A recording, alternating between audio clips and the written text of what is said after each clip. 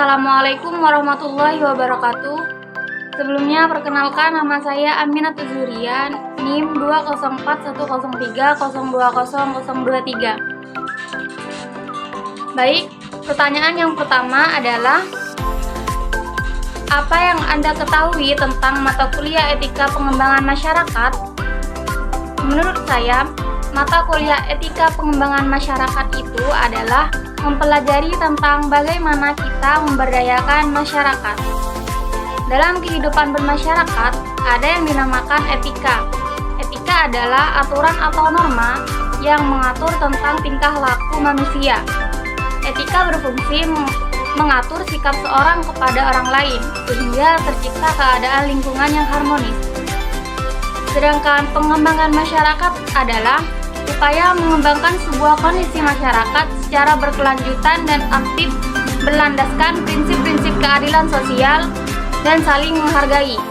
Jadi, etika pengembangan masyarakat adalah bagaimana seorang tersebut memberikan sikap yang baik dalam mengembangkan masyarakat tersebut. Pertanyaan yang kedua adalah, sebutkan dan jelaskan standar perilaku seorang pekerja sosial.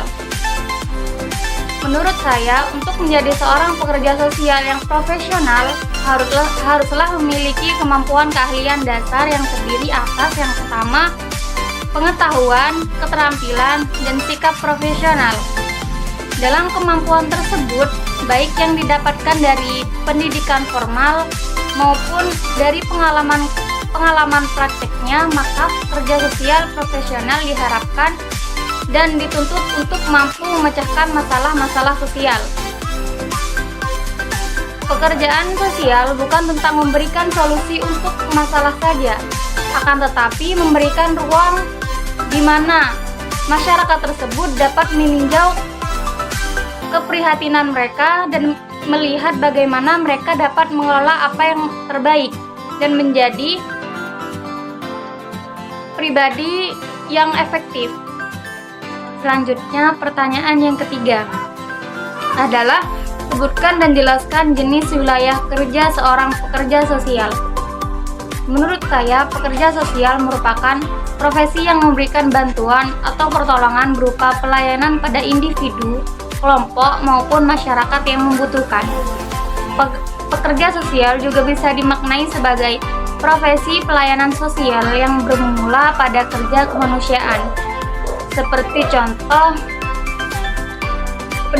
penanganan kemiskinan, penanggulangan bencana, penanganan orang dalam kecacatan, perlindungan anak, pengembangan masyarakat, dan masih banyak yang lainnya. Wilayah kerja seorang pekerja sosial bisa di dalam lembaga-lembaga pengembangan masyarakat, seperti contoh bantuan pangan non-tunai di lembaga TKSK kecamatan. Pertanyaan yang keempat adalah, jelaskan urgensi pengembangan masyarakat dalam bidang dakwah sosial. Yang pertama, penggagas yang akan mempererat dasar atau asas masyarakat sesuai tuntutan Al-Quran dan Sunnah Rasul. Dakwah dalam konteks pengembangan masyarakat Islam tidak terbatas pengertian bahwa mengajak masyarakat untuk menunaikan ibadah mahda dalam Islam seperti sholat, puasa, zakat, dan ibadah lainnya. Akan tetapi, makna dakwah dalam konteks pengembangan masyarakat adalah meluas sebagai upaya mengajak manusia untuk bersama-sama menciptakan kesejahteraan hidup di dunia dan di akhirat. Yang kedua, penggerak kepedulian individu terhadap lingkungan dan sosial. Dapat dijadikan prinsip oleh ulama, dai, dan juru dakwah bahwa kepentingannya memikirkan sumbangan nyata terhadap umat. Dakwah bukan sekedar wacana dari mimbar ke mimbar, tetapi bagaimana wacana itu menjadi aksi nyata. Oleh karena itu, dakwah mestinya mampu sebagai penggerak kepedulian individu terhadap lingkungan sosialnya. Yang ketiga, penyuluh yang akan menjawab keraguan umat dalam menghadapi persoalan kehidupan. Dalam konteks pengembangan masyarakat di Indonesia, banyak permasalahan yang dihadapi oleh warga negara atau masyarakat. Masalah sosial tersebut sangat kompleks dan multidimensi. Terjadinya permasalahan di atas karena faktor internal dan eksternal masyarakat itu. Masalah internal meliputi faktor budaya malas, pendidikan rendah, akses informasi terbatas, dan tidak punya keterampilan atau skill. Pada sisi lain, faktor eksternal yang menyebabkan masalah-masalah sosial adalah sistem yang tidak adil, merugikan, menindas, dan memaksa masyarakat. Peran pendamping sosial.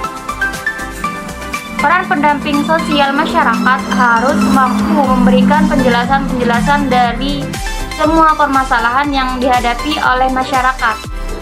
Fasilitator memberikan penjelasan tentang kondisi yang dihadapi masyarakat dan membantu mencarikan pilihan-pilihan atau alternatif solusi yang dapat dilakukan oleh masyarakat untuk keluar dari persoalan yang ada. Yang terakhir, sebagai perekat ukhuwah masyarakat, Islam merupakan agama yang damai, baik ditinjau dari sisi ajaran agama maupun ditinjau dari sisi watak pemeluknya. Dari sisi ajaran, jelas Islam tidak membedakan manusia dari ras, suku, keturunan, namun Islam memberikan penghormatan yang sama. Namun, kesatuan ini kadang pecah karena adanya kedengkian yang muncul dari sifat kesuka manusia. Oleh karena itu, peran pendamping sosial untuk menyatu kembali visi bersama manusia atau masyarakat, yakni menggapai kesejahteraan lahir dan batin atau dunia dan akhirat. Pertanyaan yang terakhir adalah, sebagai calon fasilitator atau pekerja sosial, sumbangsi apa yang Anda berikan untuk memberdayakan atau mengembangkan masyarakat di sekitar Anda? Menurut saya sebagai salah satu mahasiswa prodi pengembangan masyarakat yang mempelajari bagaimana kita mengembangkan masyarakat tersebut adalah sumbangsi yang saya berikan jika saya menjadi salah satu pekerja sosial yang tugasnya mensejahterakan dan mengembangkan masyarakat adalah jika ada salah satu keluarga yang kurang mampu, saya sebagai seorang calon fasilitator atau calon pekerja sosial akan mengajukan kepada atasan untuk diberikannya bantuan agar keluarga tersebut bisa lebih baik. Sekian Q&A dari saya. Jika ada salah kata atau ada yang kurang jelas, mohon maaf. Wassalamualaikum warahmatullahi wabarakatuh.